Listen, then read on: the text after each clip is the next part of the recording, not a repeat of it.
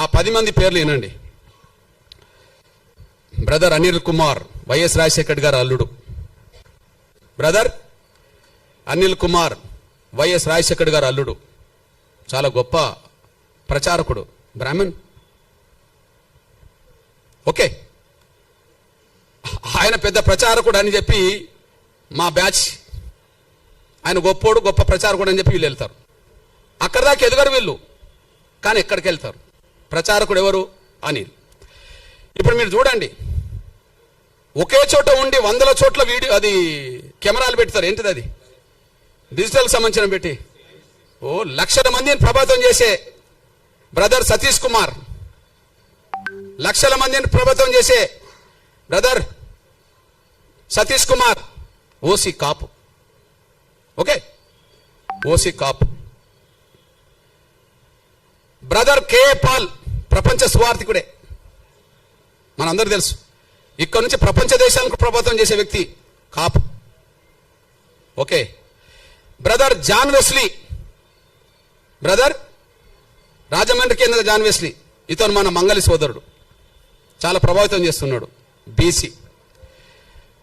Vijay Paul Reddy, brother Vijay Paul Reddy, చాలా ప్రభావితం చేస్తున్నాడు. జయప్రకాష్ పాల్, బ్రాహ్మణ. జయప్రకాష్ పాల్, బ్రాహ్మణ.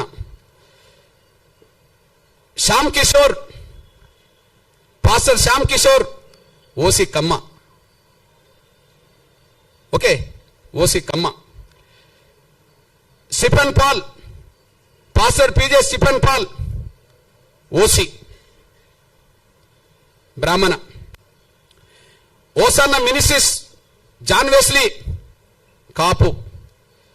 Pastor Shalem Raj, BC. Pastor Shalem Raj, BC. మా దళితుడు ఎక్కడున్నాడో నాకు అర్థమే అవుతలేడు. వీళ్ళు ఈ తెలుగు నేల మీద క్రైస్తవ మత ప్రచారకులుగా వాళ్ళు దేశంలో అంతర్జాతీయ స్థాయిలో పేరు తెచ్చుకుంటున్నారు.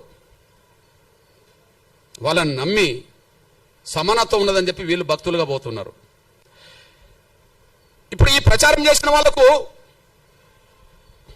ఈ మతంలో చేరండి, మతం గొప్పదని చెప్తున్న వాళ్లకు 1950 ఆర్డర్ వర్తించదు. 1950 ఆర్డర్ వర్తించదు. వాళ్ళ కులం వాళ్ళ కులంగానే ఉంటుంది. వాళ్ళ కులం వాళ్ళ బ్రాహ్మణ కులమే, వాళ్ళు ఓసీలే. వాళ్ళు కమ్మ కులమే, వాళ్ళు ఓసీలే. మా మంగళ సోదరుడు బీసీనే, కాపులు ఓసీనే అక్కడ కదా, కమ్మ వాళ్ళు ఓసీనే. ఈ ఆర్డర్ వాళ్ళకేం వర్తించదు. ఎవరైతే క్రైస్తవ మతం చాలా గొప్పదని ప్రచారం చేసి దూసుకెళ్తున్నారో, పేరు తెచ్చుకుంటున్నారో, ప్రతి ఆదివారం, శనివారం, శుక్రవారం ప్రతిరోజు ప్రార్థన పేరుతో దశమభాగం తీసుకుంటున్నారో, ప్రార్థనల పేరుతో దశమభాగం కోరుతున్నారో, అతను దశమభాగం ఇవ్వకపోతే కూడా దేవుడు అంగీకరించాడని చెప్పి మళ్ళీ భయభ్రాంతులు గురి చేస్తున్నారో, వాళ్లకు ఈ ఆర్టికల్, ఈ రాష్ట్రపతి 1950కి సంబంధించిన ఆర్డర్ వర్తించదు. ఆర్డరు మేము గొర్రెలం కదా, వర్తిస్తాయి. దళితులు వాళ్ళు గొర్రెలాగా భావించుకుంటారు. వీళ్ళకి వర్తిస్తుంది ఆర్డర్, వాళ్ళకి వర్తించదు. మీరు చెప్పండి, ఇది వివక్షత కాదా? అసలు ఆర్డర్ రాజ్యాంగ విరుద్ధం అన్న నేను. ఆర్టికల్ 14కు 15కు విరుద్ధం, సమానత్వ స్వేచ్ఛకు విరుద్ధం, ఆర్టికల్ 25కు విరుద్ధం, మత స్వేచ్ఛకు విరుద్ధం. అంటే బ్రాహ్మణులు మాత్రం క్రైస్తవ మతం పుచ్చుకోండి అంటే ప్రచారం చేయవచ్చునా? కాపులు, కమ్మోళ్ళు, రెడ్డోళ్ళు క్రైస్తవ మతం పుచ్చుకోండి, ఇందులో గొప్ప ధర్మం ఉంటే ప్రచారం చేయవచ్చునా? దశమభాగం పేరుతో వాళ్ళు బాగా వెనుకేసుకోవచ్చునా?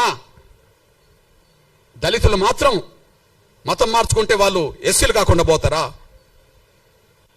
బ్రాహ్మణులు అయినప్పుడు, క్రైస్తవ మతం పుచ్చుకున్న వాళ్ళు బ్రాహ్మణులుగానే ఉన్నప్పుడు, వాళ్ళు ఓసీలు అయినప్పుడు, క్రైస్తవ మతం పుచ్చుకున్న వాళ్ళు కమ్మోళ్ళు అయినప్పుడు, వాళ్ళు ఓసీలు అయినప్పుడు, కాపులు ఓసీలు అయినప్పుడు, ఓసీలకు ఉన్నప్పుడు, రెడ్లు ఓసీలకు ఉన్నప్పుడు వాళ్ళకి ఈడబ్ల్యూఎస్ రిజర్వేషన్ వర్తిస్తున్నాయి కదా, వాళ్ళకి ఈడబ్ల్యూఎస్ రిజర్వేషన్ వర్తిస్తున్నాయి కదా. ఇప్పుడు ఎస్సీ ఎస్టీ యాక్ట్ వీళ్ళకి వర్తించదు, రేపు రిజర్వేషన్ వర్తించవద్దు అని అంటుండ్రు కదా. ఎస్సీ యాక్ట్ వర్తించదు, రేపు రిజర్వేషన్ కూడా వర్తించవని మీరు తీర్పులు చెప్పారు కదా ఆర్డర్ పట్టి. అంటే వాళ్ళకు రిజర్వేషన్ కూడా వర్తించవచ్చునా? వాళ్ళ కులహోదాగానే ఉండాలనా? వాళ్ళ కులహోదాగానే ఉండాలి. వాళ్ళ బ్రాహ్మణులు ఓసీ హోదా ఉండాలి. వాళ్ళు క్రైస్తవ మతం పుచ్చుకున్నా ప్రచారం చేసినా వాళ్ళ ఓసీ హోదా పోతలేదు, వాళ్ళ బ్రాహ్మణ కులం హోదా పోతలేదు, కమ్మల హోదా పోతలేదు, రెడ్ల హోదా పోతలేదు, కాపుల హోదా పోతలేదు. చివరికి మా బీసీలు కొంతమంది ప్రచారకులు మత ప్రచారకులు అవుతే వాళ్ళ హోదా బీసీలుగానే మంగళగానే ఉంటది. ఇక్కడ దళితులు మాత్రం మా మీద వివక్ష ఉన్నది నిజమే కదా, పోనీ మతం మార్చుకుంటా అంటే పోతా అని చెప్పి నమ్మిపోతే ఎస్సీ హోదా రద్దు చేస్తారా? ఇది వివక్షతో కూడిన ఆర్డర్ కాదా? ఇది రాజ్యాంగ విరుద్ధం కాదా? ఇది వివక్షతో కూడిన ఆర్డర్ కాదా? ఇది రాజ్యాంగ విరుద్ధం కాదా? మా మీద రుద్దుతారా?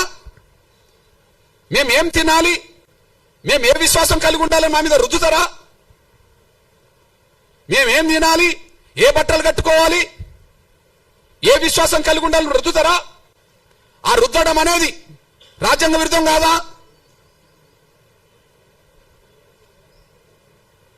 మత స్వేచ్ఛ లేదని, ఎవరు కూడా హిందూ ధర్మంలోనే ఉండాలని కుల వ్యవస్థ రద్దు చేసి ఆర్టికల్ 25 తొలగించండి, మాకు అభ్యంతరం లేదు. మత స్వేచ్ఛ వద్దు, అందరూ హిందువులుగానే ఉందాం, అందరూ సనాతన ధర్మాన్ని విశ్వసిద్దాం, అందరూ హిందువులుగానే ఉందాం, సనాతన ధర్మాన్ని విశ్వసిద్దాం. కుల వ్యవస్థ ఉండదు, కులాన్ని రద్దు చేస్తున్నామని చెప్పానండి. దాని ద్వారా మెజార్టీ ప్రజలు ఆర్టికల్ 25 ఉన్నా లేకపోయినా దాన్ని పట్టించుకోరు. మనకి ఇక్కడ అందరికీ స్వేచ్ఛ ఉంటే, అందరికీ గౌరవం ఉంటే, ఈ మత విశ్వాసాల్లో హిందూ ధర్మంలో లేదా సనాతన ధర్మంలో ఏదో ఒక లోపం లేకపోతే, కుల వ్యవస్థను సమర్థించే వ్యవస్థ లేకపోతే ఇన్ని ఎందుకు వస్తాయి? మనం విస్తరించలేకుండా పోయినాం, కానీ వాళ్ళు విస్తరించుకుంటూ ఇక్కడికి వచ్చేశారు. ఆ విస్తరించేటప్పుడు అది కరెక్ట్ మంచిది అని చెప్పి ప్రచారం చేసింది అగ్రకులాల క్రైస్తవ ప్రచారకులే. వివక్ష గురైన వాడు పోతే మాత్రం వాని హక్కు రద్దు చేస్తారు. ఇది న్యాయం కాదు, ధర్మం కాదు. ఇది గాంధీ కుట్రలో భాగం, ఇది గాంధీ కుట్రలో భాగం. గాంధీ ప్రత్యక్షంగా ఉండి కమ్యూనల్ అవార్డు అమలు కాకుండా అడ్డుకున్నాడు. గాంధీ పరోక్షంగా ఆనాడు రాజ్యాంగ సభ చర్చల్లో దళిత క్రైస్తవులకు రిజర్వేషన్ అవసరం లేదు, మేము అందరూ సమానమే అని చెప్పి 4 క్రైస్తవ అగ్రకులాల క్రైస్తవ పెద్దలతో అందులో రాయించుకున్నాడు. ఇది కుట్ర. నాటి నుంచి నేటి వరకు వివక్ష కొనసాగుతుంది. నాటి నుంచి నేటి వరకు వివక్ష కొనసాగుతుంది. ఈ నేపథ్యంలో స్పష్టం చేస్తున్నాం. పోనీ అంబేద్కర్ అభిప్రాయం స్పష్టంగా ఉన్నది. అంబేద్కర్ విలువనిస్తుండ్రా? మేము అంబేద్కర్ను గౌరవిస్తామని మాట్లాడుతున్నారు కదా.